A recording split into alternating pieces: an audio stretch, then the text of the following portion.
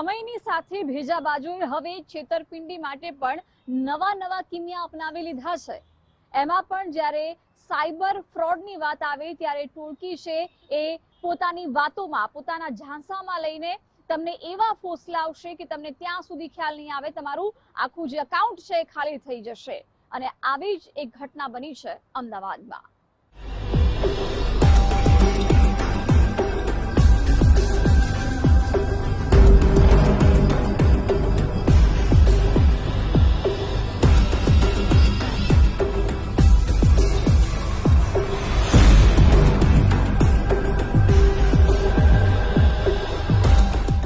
18 passbook, 34 chequebook, 45 debit અને credit card, 30 sim card, 15 બેંકોના scanning માટેના QR કોડ, 3 બેંકોના કાર્ડ સ્વેપિંગ મશીન, આ બધા સામાનનો ઉપયોગ થતો હતો સાયબર ફ્રોડના ખેલમાં, જેનો અમદાવાદ સાયબર ફ્રોડની ટીમે કરી નાખ્યો છે પર્દાફાશ।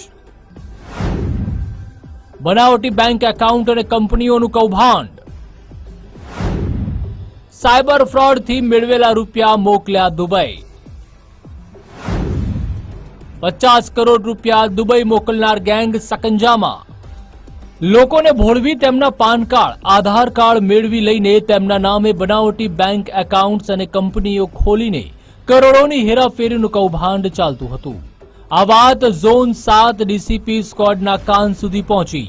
આ માહિતીના આધારે ટીમ બનાવી બાતમીદારોને કામે લગાવવામાં આવ્યા। વીએસ હોસ્પિટલ પાસેથી ઈસનપુરની મનોરમા સોસાયટીમાં રહેતા ચિરાગ નરેશભાઈ કડિયાને પકડી પાડ્યો હતો। તેની પૂછપરછ કરતા દુબઈથી સંચાલન કરતી ટોળકીના 2 આરોપી સકંજામાં આવ્યા અને સાયબર ફ્રોડની માયાજાળ પરથી પડદો ઊંચકાયો। પોલીસે આ ગુનામાં કુલ 5 શખ્સો વિરુદ્ધ ગુનો નોંધી વધુ તપાસ હાથ ધરી છે।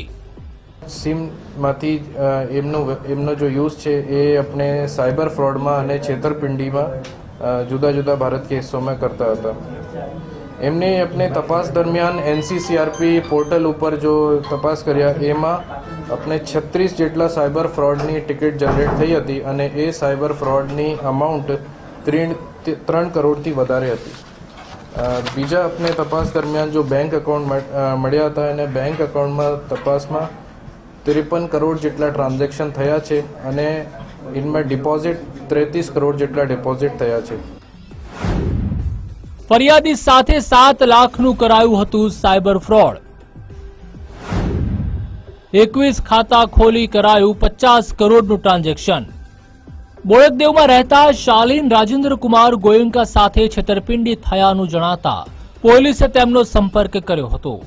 શાલીન ગોયંકાને જુલાઈ 2024માં શેર બજાર અને ગોલ્ડના ઓનલાઈન ટ્રેડિંગના ગ્રુપમાં જોડીને લોભામણી ઓફરો આપી 7 લાખનું સાયબર ફ્રોડ કરાયું હતું।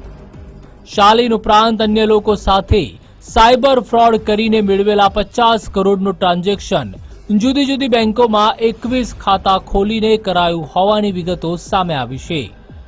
ચિરાગ કડિયાની પાડોશમાં જ રહેતો સ્નેહલ સોલંકી, મુકેશ દૈયા, જૈમિન ઉર્ફે સેમ ઠક્કર અને ગોપાલ પ્રજાપતિ વિરુદ્ધ ગુનો નોંધાયો છે। ચિરાગ કડિયા 10,000 કમિશન મેળવીને બેંક એકાઉન્ટ ખોલાવી આપતો હતો। સ્નેહલ સોલંકી ભાડાના એકાઉન્ટ મેળવવા ઈચ્છતા લોકોને શોધી લાવતો હતો। પ્રીએક્ટિવ સિમ કાર્ડ અપાવવાનું કામ મુકેશ કરતો હતો, જ્યારે જૈમિન એકાઉન્ટ્સમાં આવેલા રૂપિયા દુબઈમાં મોકલી આપતો હતો। આ માટે આંગળિયા પેઢી સાથેની ગોઠવણો પાડતો હોવાની પ્રાથમિક વિગતો સામે આવી છે। એમની એમો એવી હતી કે આ સિમ જો ભારતમાં જુદા જુદા હિસ્સોમાં મોકલતા હતા અને આ સિમનો યુઝ લોકોને લલચાવી માટે થયા હતા, જેમ કે share trading, gold online trading કે સિક્યોરિટી ઇન્વેસ્ટમેન્ટ।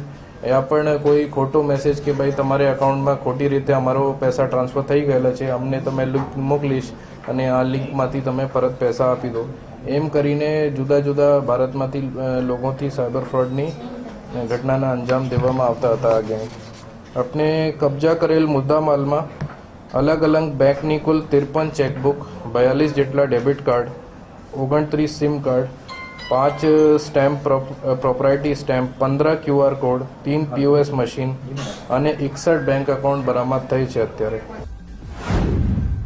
ગુજરાત સહિત 8 રાજ્યોમાં કરોડો રૂપિયાની છેતરપિંડી. બનાવટીના નામે ખાતા ખોલી નેટ બેન્કિંગ માટે સિમ કાર્ડનો ઉપયોગ. સાયબર ફ્રોડના રૂપિયાની આંગળિયાથી થતી હતી હેરાફેરી. સત્યમ એન્ટરપ્રાઇઝ, શિવાય enterprise, Prajapati trading, Rupal enterprise અને રાધે એન્ટરપ્રાઇઝ નામની બનાવટી જણાતી કંપનીઓના પ્રોપરાઇટર તરીકેના સ્ટેમ્પ કબજે કરાયા હતા. આ કંપનીઓ સામે સુરતના અમરોલી, મોરબીના હળવદ અને વાંકાનેર, ડભોળા, ખેડાના વડતાલ ઉપરાંત હરિયાણા, દિલ્હી, પશ્ચિમ બંગાળ, મહારાષ્ટ્ર, આંધ્રપ્રદેશ, ગુરુગ્રામ, આસામ અને ઉત્તરાખંડના રાજ્યોમાં પણ સાયબર ફ્રોડના નાણાંની હેરાફેરી માટે ઉપયોગ કરાયા અંગે જે તે સાયબર ક્રાઇમ બ્રાન્ચ દ્વારા તપાસ ચાલી રહી છે.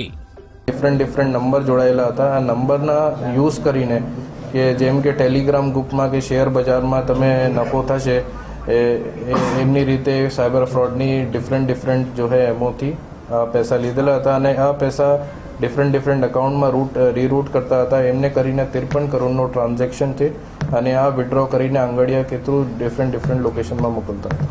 5 બોગસ પેઢી ખોલી કરોડોની છેતરપિંડી કરનારી ટોળકીનો પોલીસે પર્દાફાશ કરી નાખ્યો છે. જે રીતે સાયબર ફ્રોડ કરવામાં આવતું હતું તેમાં હાલ ભલે 5 વિરુદ્ધ ગુનો નોંધાયો હોય, પરંતુ ફ્રોડની માયાજાળમાં અન્ય ભેજાબાજોના નામ ખુલે તેવી પૂરેપૂરી શક્યતા છે. સચિન કડિયા, ગુજરાત ફર્સ્ટ, અમદાવાદ.